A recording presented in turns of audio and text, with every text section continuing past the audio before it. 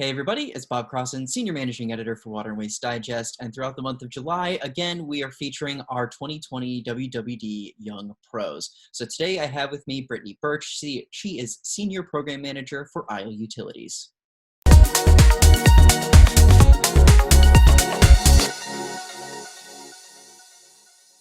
So Brittany, thank you so much for being on the call today. We appreciate you taking the time. Yeah, thanks for having me. Yeah, well, I wanted to start kind of with your moves around the industry and also the country. You mentioned in your questionnaire that you made this very big move across the country. Where did you move from and to, and what impact has that had on your career path thus far? Yeah, so I grew up in Southern Maryland. I spent my whole youth there, and then I went to school at the University of Maryland, and then I worked in that DC metro area up until my late 20s. I was with the Water Environment Federation, and I just kind of, I'm not a naturally risk taker, so I kind of, everything I knew was in that kind of small radius, and I kind of just hit this point in my life where I just kind of felt unsettled and that there's kind of a bigger world out there. So my sister and her family had an opportunity to move out to Washington State for a job, and she kind of jokingly was like, "Hey, do you want to come with us?" And I thought about it, and I was like, "Yeah, that sounds great, actually." So I just decided to sell my car and pack everything up, and just took a one-way flight with my dog cross country, and just kind of had to start over. I mean, my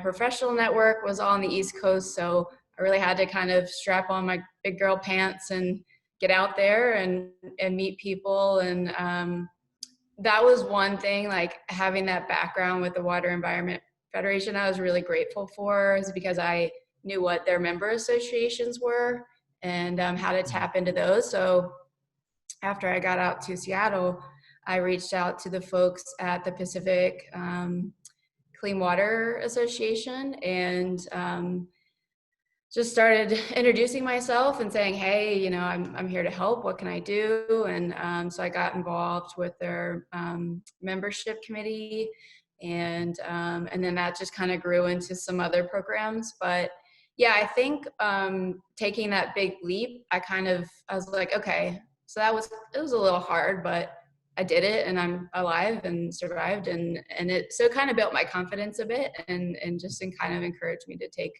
take risks and put myself out there a little more. Yeah, I feel like that's such a good lesson that a lot of people don't learn early enough, is like the importance of taking risks when you're young, Yeah. because the barrier of those risks or the consequences of them are not so great, because as you get older, you get more rooted.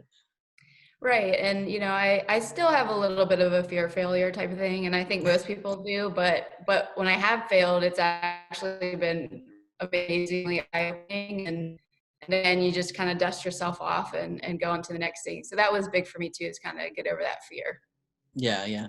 Well, let's talk a little bit more about your job too. So you work with Isle Utilities, you're a senior Yeah. program manager. One of the things that you mentioned that you're particularly proud of is the inFLOW program, introducing future leaders to opportunities in water. I feel like this is such a specifically timely thing to talk about too. Could you talk a little bit about that program, why it's important, and why you are so proud of it? Yeah, so that program is through PNCWA, so the member association that I volunteer for. So inFLOW stands for, like you said, introducing future leaders to opportunities in water. And actually, it was started again by WEF, putting on my WEF hat here, in 2018. And essentially, it's designed to make the communities we serve match our industry more. I guess a better way to say that would be make our water industry representative of the communities we serve. So anyone in the water industry knows that demographically we're a bit imbalanced. It tends to be a bit of an older group, a male group, and maybe a Caucasian group. So the program really reaches out to youth, anywhere from late high school to freshly graduated, or maybe still they're in a graduate program, and just kind of exposes them to the water industry. You know, maybe they're in an engineering program and they hadn't really landed on what that might look like career-wise.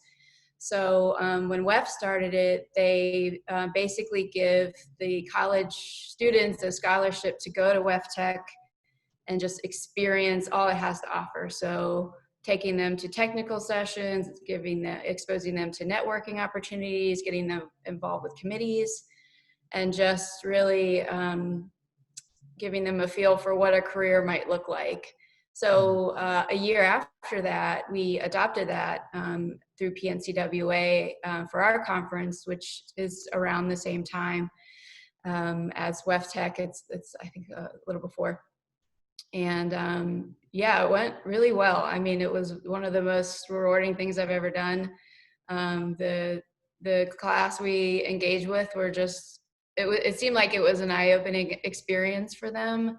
And we really just rolled out the red carpet and just, you know, showed them how grateful we were for them to be there, and, you know, just connected them where their passions laid. And yeah, it was a really great experience. Yeah, I feel like you can't underestimate the power of putting someone into a firsthand position to experience what it would be like to be in a field, and this is like such a great way to do that. Yeah, I mean, I think we can all relate to going through school. They kind of, you know, funnel us into different directions, but we have no idea what that looks like when we finally get into the role. I mean, goodness.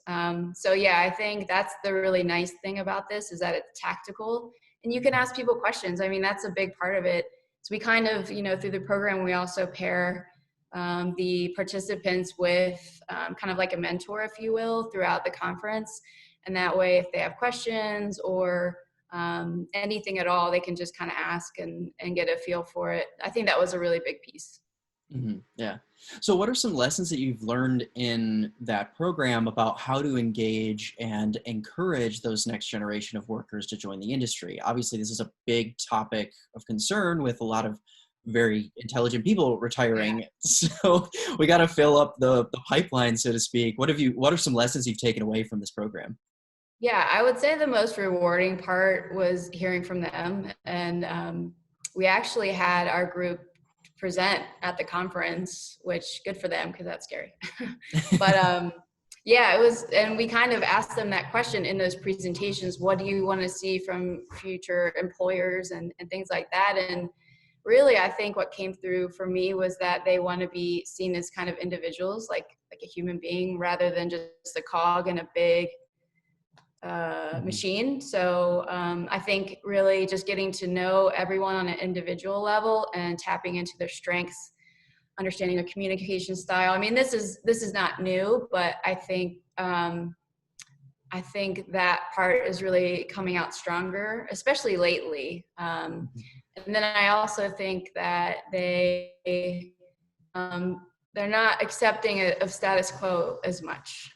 So, you know, back in the old days, you might say, okay, here's our giant book of SOPs, have fun. But I feel like this group is better at saying, well, why do you do it that way? You know, just kind of questioning everything, which we could all use more of that in our lives. So.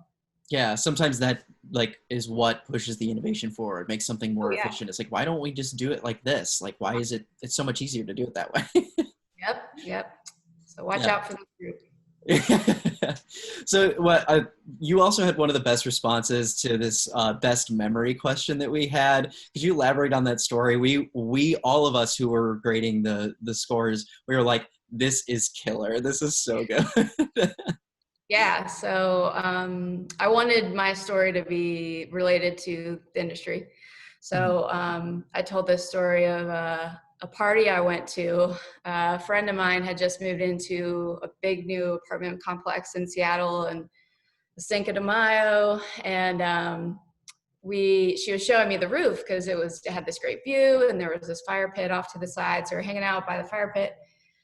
And this woman comes over and she's like, oh, you guys should come join the party. There was like a party happening over at a different part of the roof. Mm-hmm. Okay, we're feeling a little good at this point. And, when you meet new people, often they ask you what you do. And so I told them, and then they're so curious about it. I think, sometimes people just forget that what we do is like an essential business, and there's a lot of infrastructure under our feet. And so I was telling them about that, and they started asking me, like, what are some of the major challenges that are coming up? And I told them about flushable wipes and ragging and fatbergs. And A I plus. thought, I didn't really care if they ran away from me or whatever, but they were so interested in it. And I made friends after that from that. So one of the guys I was talking to, he was a wipes flusher, but he's since decreased his flushing of wipes. He says 75%. So I'm very proud of that.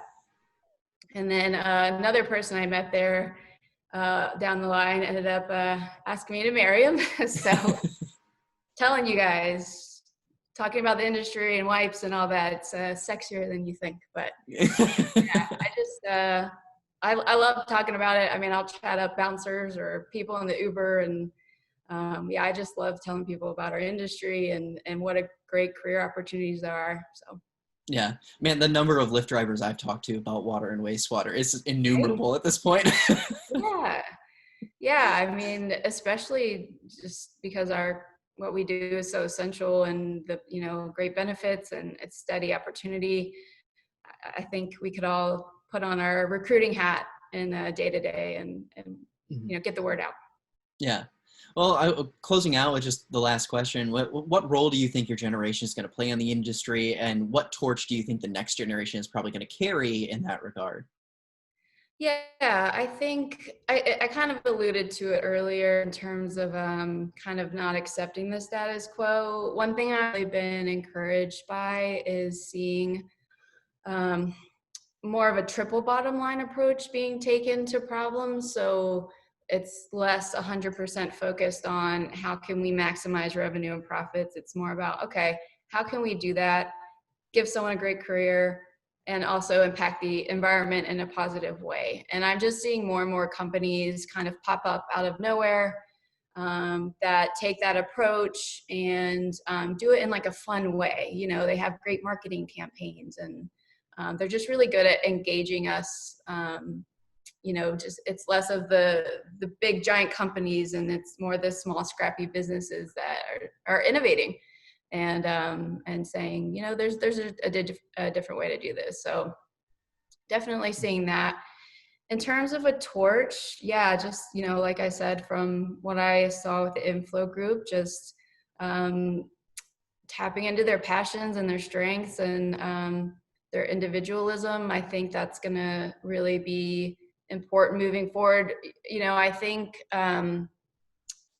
even though I disagree, and I think our industry is sexy, when students are choosing what to do, like, we need to do a better job of not just kind of pigeonholing into certain paths. So obviously engineering is very popular, but we need HR directors, we need marketers, we need all different roles to fill to make it a really robust place to be. So I think just opening it up a bit more and making it a bit more fun will be important.